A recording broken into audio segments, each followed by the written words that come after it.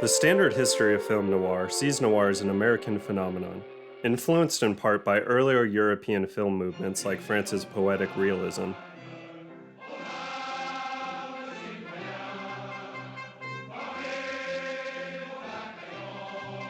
or German expressionism.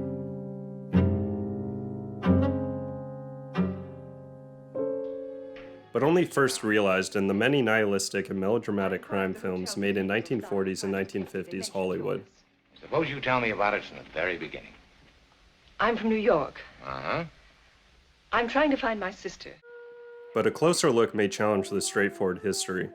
For example, Luchino Visconti's 1943 film Ossessione, an adaptation of James M. Cain's The Postman Always Rings Twice, suggests a parallel instance of crime melodrama drawing from the same influences that would come to define the canon of classic noir.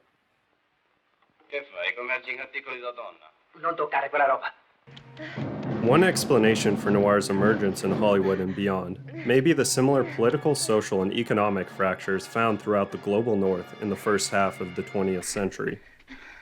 According to Dennis Broe in his book Crime, Class, and International Noir, noir was a space in which the despair over the defeat of a working-class movement could express itself among the stifling cultural conditions of the early Cold War.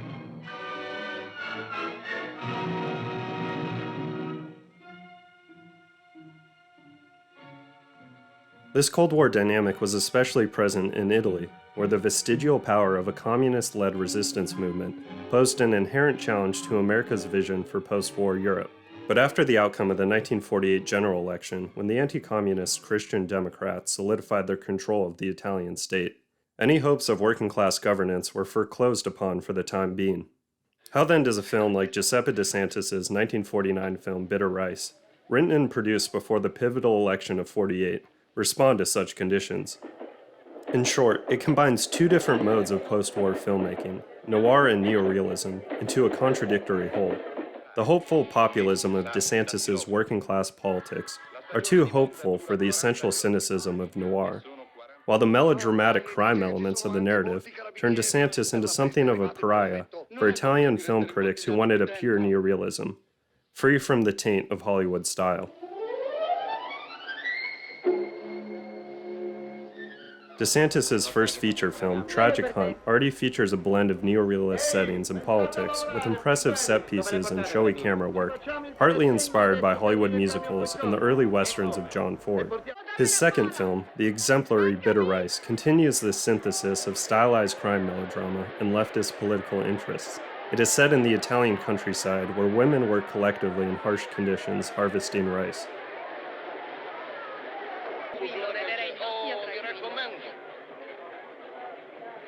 Polizia, favorisca I documenti. Attenzione! Antuma da sì, al binario numero 6. Dal binario numero 6, The film opens with Walter, a jewel thief, trying to escape from the police. Immediately we see the contrasts that define Bitter Rice. His fedora and trench coat is especially conspicuous among the peasant laborers. It's as if a Hollywood noir protagonist was dropped directly onto the Italian countryside.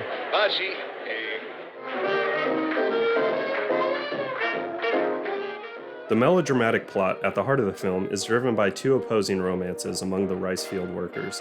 One is between Silvana and Walter, and the other between Francesca and the soldier in training Marco. Silvana's infatuation with Walter is partly driven by her fascination with American culture, including her love of melodramatic photo novels and the boogie woogie, which she dances with Walter.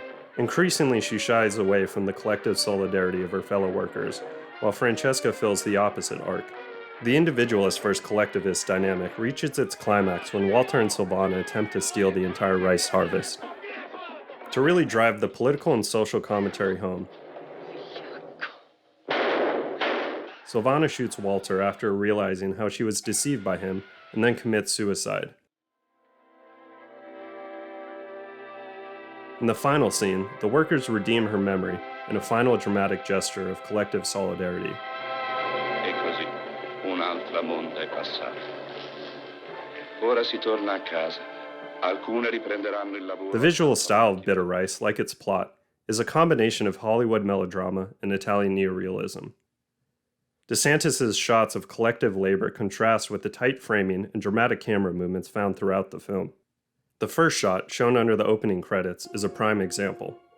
The camera begins low, focusing on water flooding into the rice fields. It then cranes upward to reveal hundreds of women working, and ends after craning down to an individual's eye level. The next shot is a similar long take that cranes across and through space. From a close-up of a man wearing a fedora, the camera moves slowly outwards and reveals that he is a radio announcer recording a live report of the women leaving for the countryside. For DeSantis, these crane shots inspired by the mass visual spectacle of American musicals contain immense ideological importance, combining the individual and the collective into a single shot. In terms of purely noir aesthetics, Bitter Rice is largely absent of low-key lighting and conspicuous shadows. There are two prominent exceptions, however: the scene shot in the granary and the dramatic shootout in the slaughterhouse. The stylized lighting, as opposed to the flat and natural lighting found elsewhere, makes sense during these heightened melodramatic scenes. Another twist on noir neorealism can be found in the scene where Francesca tells Silvana about her troubled relationship with Walter. Francesca wears white while Silvana wears black, referring to each character's morality.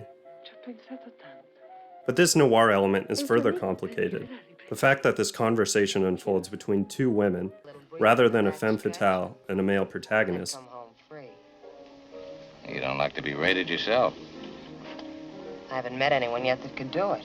And within a space of female solidarity, makes it stand out from typical examples. In the true conclusion of the film, besides imparting an optimistic sense of proletariat solidarity, DeSantis critiques the threat of American political and cultural hegemony in Italy. If Walter represents the threatening glamour of America, then Silvana represents the danger of an Italy all too willing to submit itself to the desires of American power. Within film studies, DeSantis is already known as a marginal figure in the world of neorealism.